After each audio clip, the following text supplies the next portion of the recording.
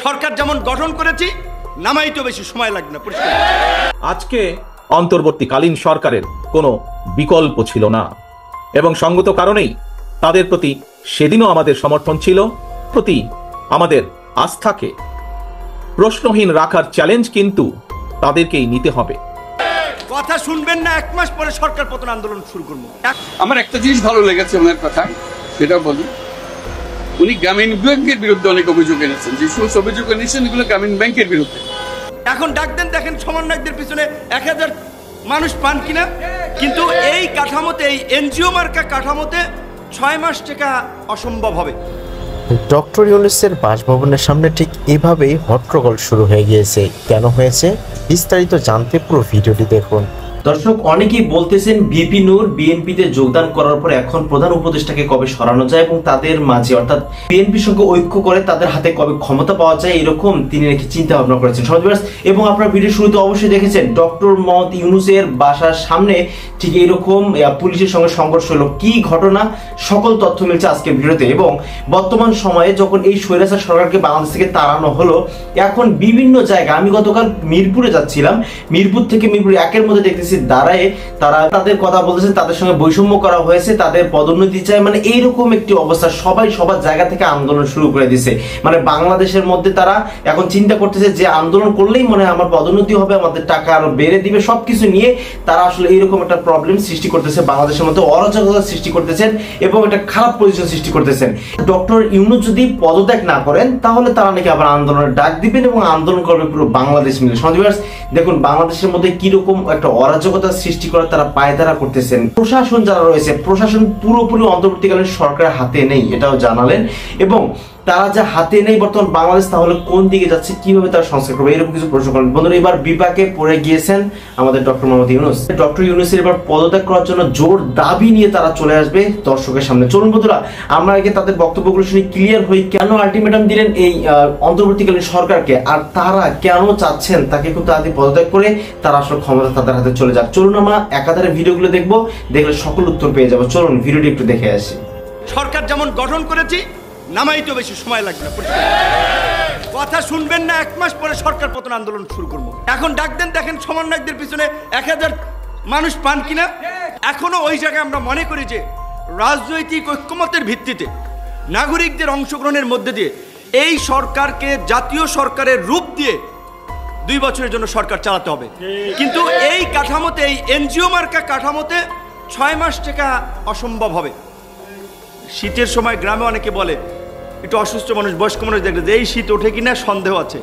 তো এই কাঠামোতে যদি সরকার থাকে তাহলে 6 মাস যায় কিনা সন্দেহ আছে।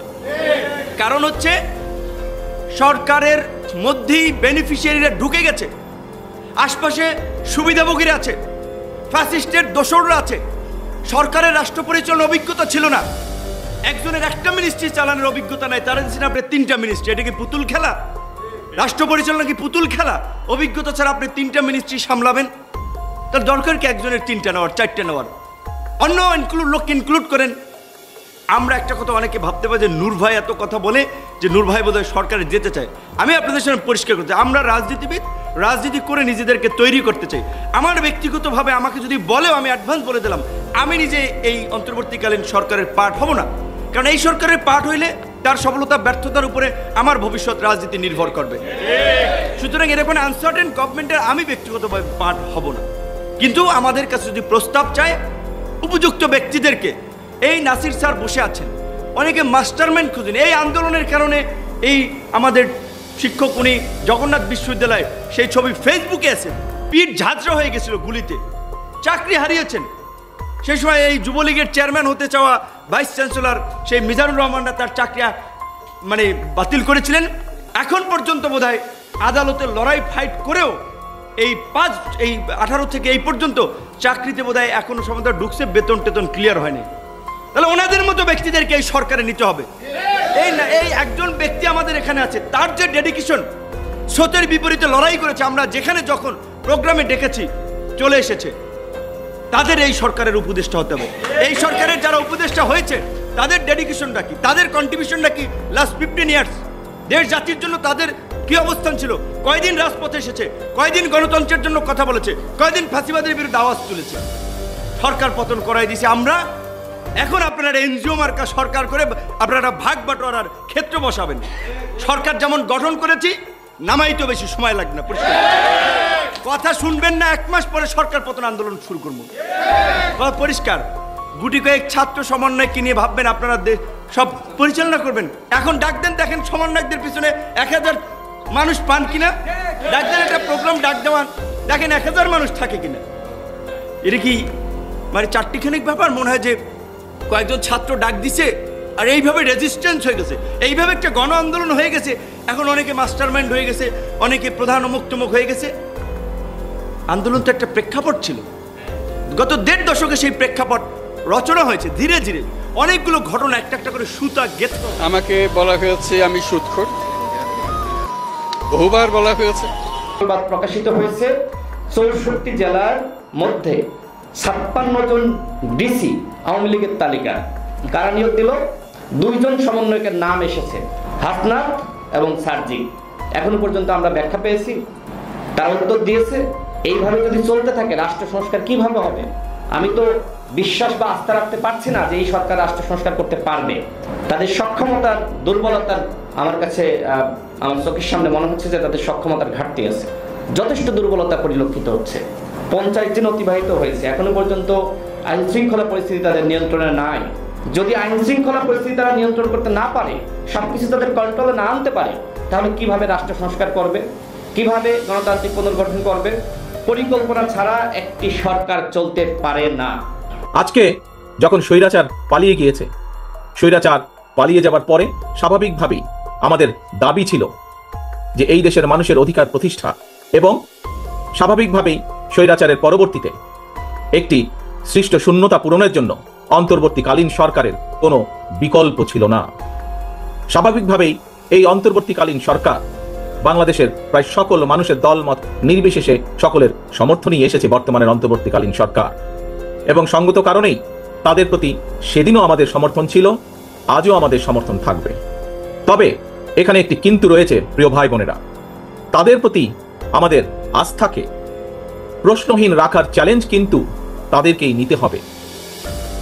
বর্তমানে যে অন্তর্বর্তীকালীন সরকার, তাদের প্রতি অর্পিত যে দায়িত্ব আর সেটা যথাযথভাবে পালনের জন্য যে রোড ম্যাপ, সেটি নির্দিষ্ট করতে হবে তাদেরকেই। আমরা আমাদেরকে বাস্তবতা বিবেচনায় পরিষ্কারভাবে আমাদেরকে বুঝতে হবে যে সব পরিবর্তন সাধন যেমন তাদের পক্ষে সম্ভব নয়, তেমনি এমন দায়িত্ব তাদের কাঁধে নেওয়া সঙ্গত হবে না যেটা তারা বহন করতে সক্ষম নন। প্রিয় ভাই বোনেরা, তারপরেও আমরা বলতে চাই, তাদের প্রতি আমাদের যে সমর্থন সেদিন ছিল, সেই সমর্থন তাদের প্রতি আমাদের আজও আছে। তারা জনগণের মূল যে দায়িত্ব পালনের জন্য আজ দায়িত্বভার গ্রহণ করেছেন, সেই দায়িত্ব যাতে তারা সঠিকভাবে পালন করতে সক্ষম হন। প্রধান উপদেষ্টার বাসায় গিয়ে এরকম একটি কাহিনী করার কারণ কি আপনারা অবশ্যই বুঝতে পেরেছেন, কেননা সেখানে তারাও গিয়েছেন আসলে দাবি নিয়ে। এরকম প্রত্যেকটা বাংলাদেশের প্রত্যেকটা সেক্টর এরকম একটি ঘটনা ঘটছে, এবং বর্তমান সময়ের আইন শৃঙ্খলা বাহিনী অস্থিতিশীল অবস্থায় রয়েছে। তারা যেহেতু স্বৈরাচার সরকারের পক্ষ নিয়ে কাজ করেছিলেন, এবং তারা যখন স্বৈরাচার সরকার চলে গেছে এখন তার ড্যামেজ হয়ে গেছে, কোনো কাজ মন দিয়ে করতে পারতেছে না। এবং এদিকে ভিপি নূর তিনি আসলে বিভিন্ন ধরনের সব বিভিন্ন কথা বলতে যাচ্ছেন যে ডক্টর ইউনূসকে অনেকে পদত্যাগের চিন্তা ভাবনা করতেছেন। আসলে ডক্টর ইউনূস বাংলাদেশের মধ্যে কিছুটা করতে পারবেন বলে আমরা আশা করি। তাই তাকে বাংলাদেশটা সঠিক একটা পর্যায়ে না যাওয়া পর্যন্ত তাকে আসলে বাংলাদেশ থেকে পদত্যাগ করাটা এবং তাকে নিয়ে আন্দোলন ডাকা, এটা আসলে কখনো এটা ভালো মানুষের কাজ হতে পারে না, এবং ভালো কোনো নেতার কাজ হতে পারে না। তাকে বাংলাদেশটাকে সুন্দর একটা পর্যায়ে নিয়ে যাওয়া এবং তারপর নির্বাচনে অংশগ্রহণ করার জন্য সবাইকে ব্যবস্থা করে দেওয়ার একটা উত্তম পরিকল্পনা হবে। কিন্তু বন্ধুরা, এখন তারা চিন্তা ভাবনা করতেছেন বিএনপিরা যে আমরা যদি কোনোভাবে এই এখনই যদি আমরা নির্বাচন নেই, তাহলে আমাদের কাছে সরকার পুরো বাংলাদেশের ক্ষমতা চলে আসবে, আর তখনই তারা বাংলাদেশে অরাজকতা সৃষ্টি করবে। জি বন্ধুরা, এখানে যেন আমরা আওয়ামী লীগের আরেকটি রূপ দেখতে পাচ্ছি। এই স্বৈরাচার জানি না আবার কত বছর আমাদের এই বাঙালিদেরকে নিপীড়ন করে, নির্যাতন করে, এটাই যেন আমাদের দেখার বাহিরে। আজকে ভিডিও পর্যন্ত চ্যানেল নতুন সাবস্ক্রাইব করুন, বন্ধুদের পাশে থাকুন। আল্লাহ হাফেজ।